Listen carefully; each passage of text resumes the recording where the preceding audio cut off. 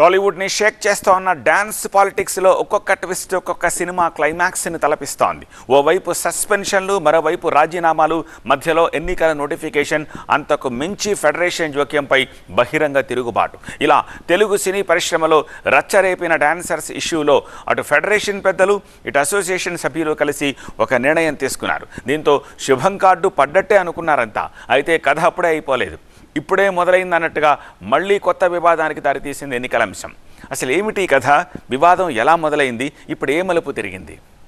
టాలీవుడ్ లో మొదలైన dancers association వివాదం మళ్లీ మొదటికొచ్చింది. ఫిల్మ్ ఇండస్ట్రీ ఎంప్లాయీస్ ఫెడరేషన్ ఫిర్యాదుపై లేబర్ కమిషనర్ కార్యాలయంలో విచారణ జరిగినప్పటికీ ఎలాంటి పురోగతి కనిపించలేదు. సమావేశానికి డాన్సర్స్ అసోసియేషన్ గైర్హాజరు కావడంతో కథ మళ్లీ మొదటికొచ్చింది. హైకోర్టు ఆదేశాలు వచ్చే వరకు ఎన్నికలు పెట్టొద్దంటూ లేబర్ ఆఫీసర్ కు అసోసియేషన్ లేఖ ఇవ్వడంతో వివాదం యథాతథంగా అన్నట్టుగా మారింది. దీంతో ఎటూ తేల్చకుండానే శనివారం విచారణను ముగించారు లేబర్ ఆఫీసర్.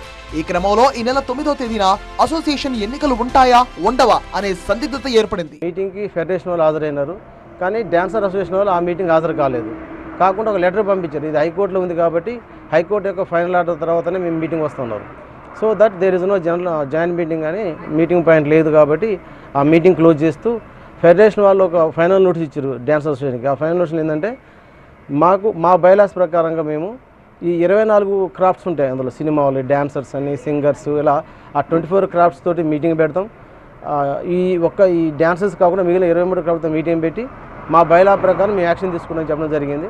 మరోవైపు డాన్సర్స్ అసోసియేషన్ కు ఫైనల్ నోటీసులు పంపింది ఫిల్మ్ ఫెడరేషన్. ఈ లేఖలో డాన్సర్స్ అసోసియేషన్ కు 2 ప్రతిపాదనలు పెట్టింది. అందులో మొదటిది, ఒప్పందం ప్రకారం కేవలం ఆరోపణలు ఎదుర్కొంటున్న ప్రధాన కార్యదర్శి పదవికి మాత్రమే ఎన్నికలు నిర్వహించాలి, లేదా రెండోది మొత్తం ఎగ్జిక్యూటివ్ బాడీకి ఎన్నికలు నిర్వహించాలి. ఈ 2 ప్రతిపాదనల్లో ఏదో ఒకదానికి కట్టుబడాలని నోటీసుల్లో స్పష్టం చేసింది ఫెడరేషన్. 2 ఎజెండాలతో సీక్రెట్ బ్యాలెట్ పద్ధతిలో అసోసియేషన్ సభ్యులు తీర్పు కోరాలని అసోసియేషన్ కు సూచించింది.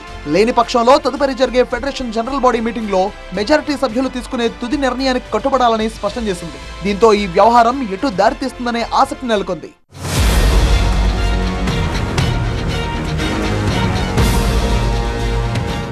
టాలీవుడ్ కొరియోగ్రాఫర్లో జానీ మాస్టర్ వర్గానికి, శేఖర్ మాస్టర్ వర్గానికి మధ్య కొంతకాలంగా నడుస్తున్న ఆధిపత్య పోరే ఈ వివాదానికి అసలు కారణం. ప్రస్తుతం డాన్సర్స్ అసోసియేషన్ కు సుమలత అధ్యక్షురాలిగా వ్యవహరిస్తున్నారు.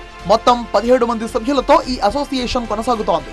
అయితే కొరియోగ్రాఫర్ల వేతనాల కోసం నిర్మాత నుంచి ఒక అమౌంట్ తీసుకొని కష్టపడి పనిచేసిన వారికి మాత్రం వేతనాల్లో కోత పెడుతూ రెమ్యూనరేషన్ స్కామ్ చేస్తున్నారంటూ association president Sumalatha general secretary, treasurer ను సస్పెండ్ చేశారు. అధ్యక్షురాలు సుమలత తీసుకున్న ఈ నిర్ణయం నచ్చక శేఖర్ మాస్టర్ వర్గానికి చెందిన మరో 8 మంది ఈసీ సభ్యులు తమ పదవులకు రాజీనామా చేశారు. దీంతో అసోసియేషన్ లో మొత్తం 10 మంది సభ్యుల స్థానాలు ఖాళీ అయ్యాయి. ఖాళీ అయిన ఆ 10 మంది ఈసీ సభ్యుల స్థానాల భర్తీ కోసం మాత్రమే ఉప ఎన్నికలు నిర్వహించాలని సుమలత పట్టుబడుతున్నారు. అయితే అలా కుదరదు. అసోసియేషన్ ను పూర్తిగా రద్దు చేసి మళ్లీ మొదటి నుంచి పూర్తి స్థాయి ఎన్నికలకు వెళ్లాలని శేఖర్ మాస్టర్ వర్గం డిమాండ్ చేస్తోంది.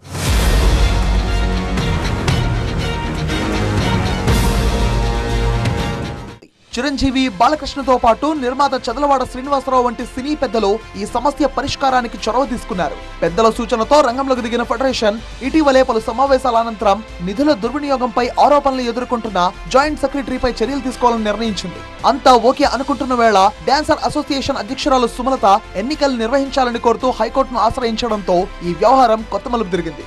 అదే సమయంలో ఎన్నికల నోటిఫికేషన్ కూడా జారీ చేయడం వివాదాన్ని మరింత పెద్దదయ్యేలా చేసింది.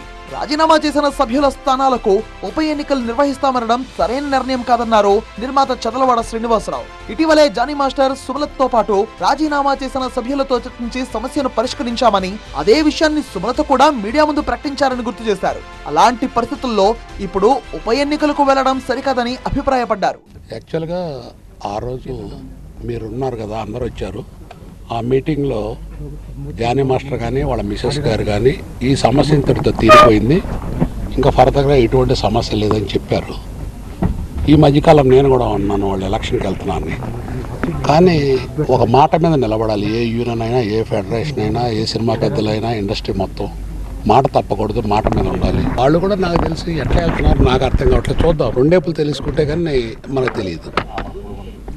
అంటే మరి ఒక ఫెడరేషన్ కానీ సినిమా పెద్దలు కానీ చెప్పినా కూడా అంటే ఉప ఎన్నికలకు అసలు పిలుపునే ఇవ్వకూడదు, ఎలా చూడాలండి? 24 క్రాఫ్ట్స్ ఫెడరేషన్ కంట్రోల్లోనే ఉండాలండి, అది ధర్మం. ప్రస్తుతం ఈ వ్యవహారం కోర్టు పరిధిలో ఉండడంతో అందరి దృష్టి న్యాయపరమైన పరిణామాలపై కేంద్రీకృతమైంది. మరోవైపు వివాదానికి శాశ్వత పరిష్కారం కోసం లేబర్ ఆఫీసర్ కూడా మధ్యవర్తిత్వ ప్రయత్నాలు చేస్తున్నారు. అదే విషయాన్ని అటు ఫెడరేషన్ కు ఇటు అసోసియేషన్ కు సూచించినట్టు అధికారులు తెలిపారు. ఒకవేళ సమస్య సామరస్యంగా పరిష్కారం కాకపోతే ఫెడరేషన్ తమ బైలాస్ ప్రకారం జనరల్ కౌన్సిల్ సమావేశం నిర్వహించి మెజారిటీ నిర్ణయం మేరకు ముందుకు వెళ్లవచ్చని సూచించారు. మొత్తానికి ఉప ఎన్నికలు జరుగుతాయా లేక పూర్తి స్థాయి ఎన్నికల వైపు వెళ్తారా అన్నదే ఇప్పుడు టాలీవుడ్ లో ఆసక్తికరంగా మారింది.